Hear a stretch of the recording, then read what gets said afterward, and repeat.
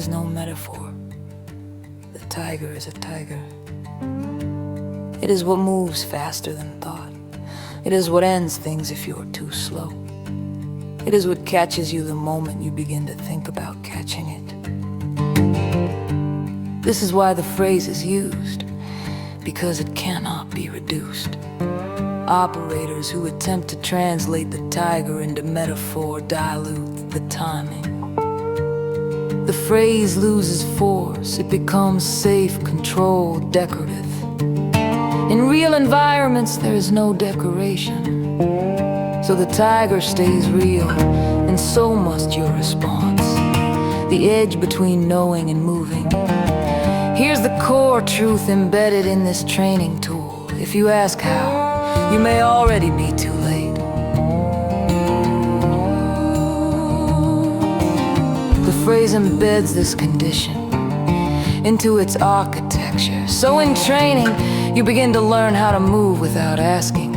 You begin to see before the moment appears, and this is what's being practiced. To move without the false anchor of knowledge. My granddad never said a word about hunting witches, but I remember how he would look at certain people quietly long. Not in judgment, but like he could see something in them that others couldn't.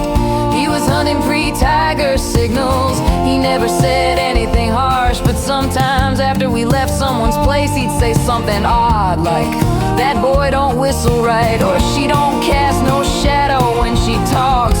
At the time I thought he was just Southern. Now I know he was watching for signs, reading signs. He was still hunting, even then. And now I wonder, what was he hunting for?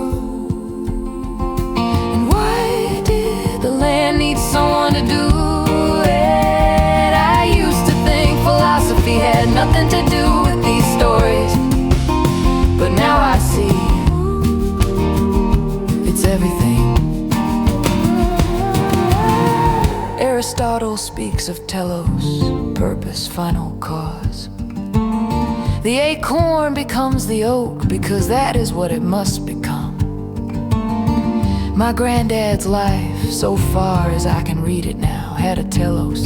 He was more than a farmer, more than a government man, more than a grandfather. He was a keeper of harmony, and he moved at tiger speed.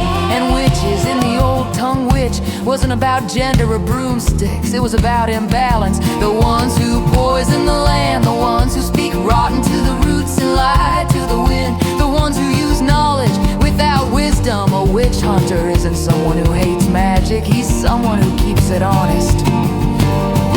Now the land whispers to me, it says pick up the blade. Not to kill, but to cut through the lies, to find truth, to bring balance, to tend the field and purge what poisons. They'll say I'm romanticizing an old man's quiet life. They'll say I've let go stories get in the way of reason. But I've studied Aristotle under Ed Hopper, the smallest and most powerful teacher I have ever known. Ed would say the truth does not depend on who believes it, only that it is. My granddad walked through fire and was not burned, walked the land and left it healthier than he found it.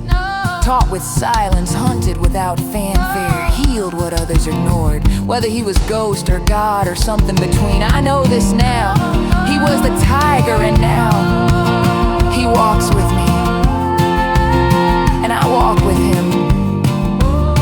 I will write so the others may remember what the land remembers, and what must not be, and what must not be forgotten.